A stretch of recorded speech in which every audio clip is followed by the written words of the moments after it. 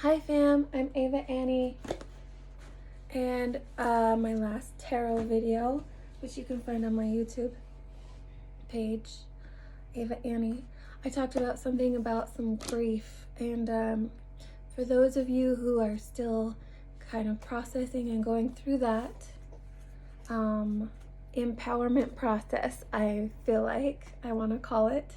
Also, the number 7 is very, very significant, so go do your research on that. So grief, it did hurt. There's an acceptance, choosing to acknowledge the hurt and to feel it, to completely clear it, this pain, and choose to heal and continue to find your joyful moments in your path forward, which is an investment in yourself. I see you driving a car, and all the way you are just going through the stages of grief, and you're like passing through these stages like super quick on this drive, right? It's kind of a long drive, but for the grief process, it's kind of just it's like it was slow and not moving for so long, and then all of a sudden you didn't even realize that the momentum had picked up, and it was like a slingshot. Anyway, so like you were passing through these stages very quickly. It was helping you process grief that was from a long time ago, these emotions that were coming up, without you having to delve deep into that other one. And so that's why it's like you were feeling this like anger, and then you were like total acceptance, and then I don't know what, it doesn't have to be in the same order, right? Because we all kind of have our own order of things, but and you're like bargaining, depression, acceptance, right? You're coming to terms with this, and please, it doesn't have to go in that order, but this is your journey, so fill in those pieces as they relate, right? But to your personal story, but don't make it fit if it doesn't fit. It might be referring to something from the past that has something to do with your current situation, right? So it could be something that has not happened yet or is happening, but it's like a pattern, right? There's going to be similarities, right? Probably a trigger or something. So I'm picking up a pattern in a different or new situation, but it feels like the end or the completion, right? And the letting go of these old emotions and pain.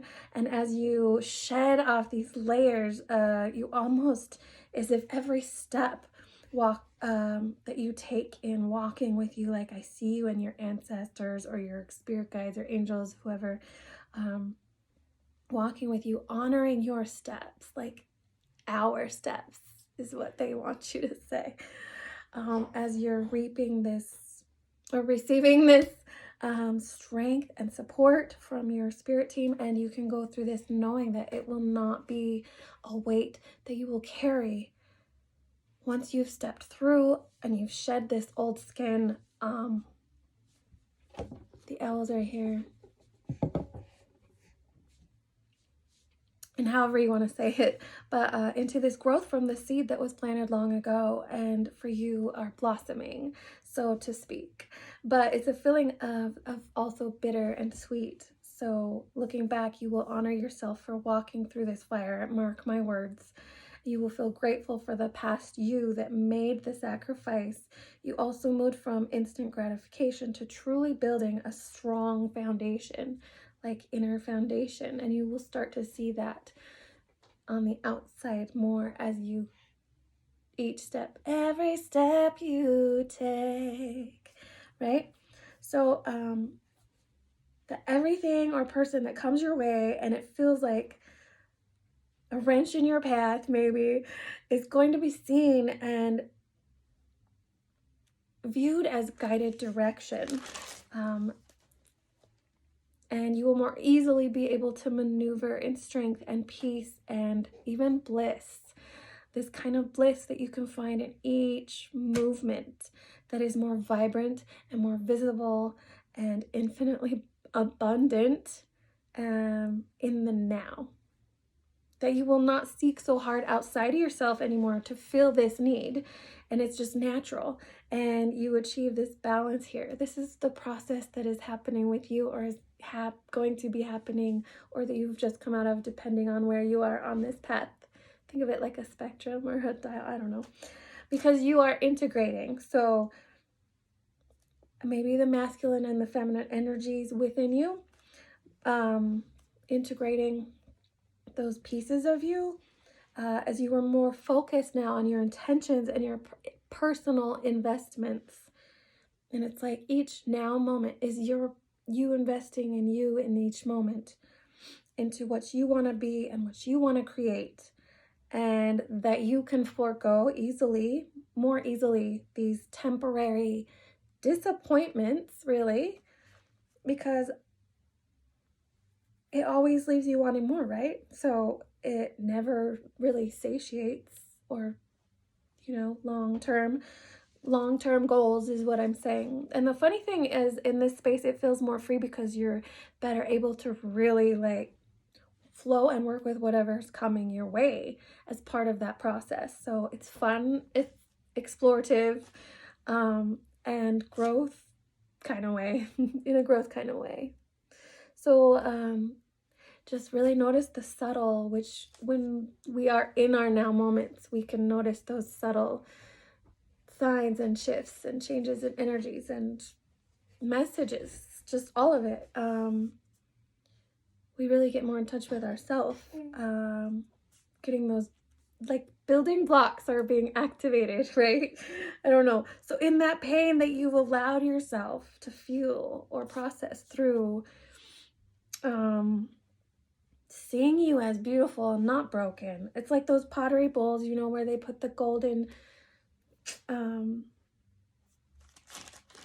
whatever it is in those cracks, and it becomes even more beautiful and more unique than it was before.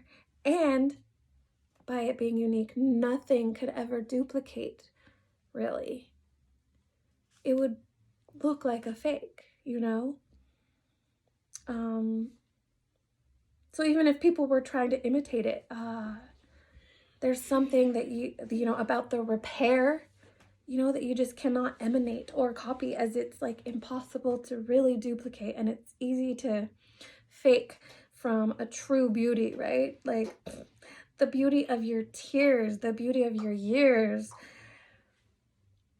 the beauty of you continually creating, even with destructive forces around you trying to break you, and you are part of the cosmos, this divine force, your light, your shadow, even your soul, your very being, cultivating. Just when you think you couldn't, you realize you can. And you are a part of that infinite supply, and now you can transform that pain and that energy that you have to work with to create. And even when you thought you gave up, you never really did. You begin to trust yourself again, to trust the divine again, to trust the universe, your path, your guidance. And even when you couldn't or can't see it, now it's more like you can just feel it. It's just you, it's in your being, it's integrated. You are one with it, co-creating with it, because all that heaviness is cleared away. Now you can hear it.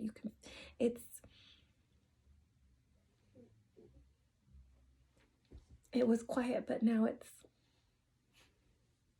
almost like in that bubble around you, right? I don't know. But this now reality unfolding so beautifully, and in power and in strength, and knowing your fears, which is also knowing your power beyond your years. All right, so that was my message for you. That was kind of a brief overview of my tarot reading I just did. Go check it out. But the number 7 is coming up in a big way. So I'm getting justice, time, connecting to the spirit realm. We have this symbol of perfection, of creation. The 7 days of creation, I'm getting the 7-pointed star, magical, victory, power, unconditional love, harmony, balance, peace, pillars of wisdom, cycles, 7 cycles, heaven and, would you say hell? I don't know. Anyway, it can also be interpreted as a bridge or realm between worlds. The star.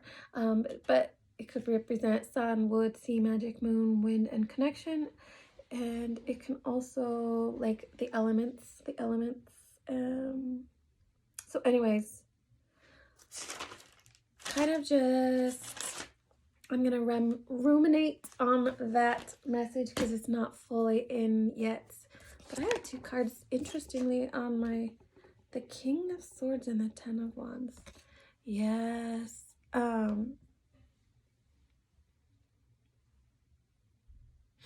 Yeah, you're so much more sensitive to energies now that you have more of a knowing of what's in front of you and of discernment. So you're able to easily not carry these burdens that really don't belong to you. Not really. So have a beautiful day. I am Eva Annie. If it doesn't fit, don't make it fit. Don't throw a fit and move on with it and come back and see me, guys. Love you. Bye.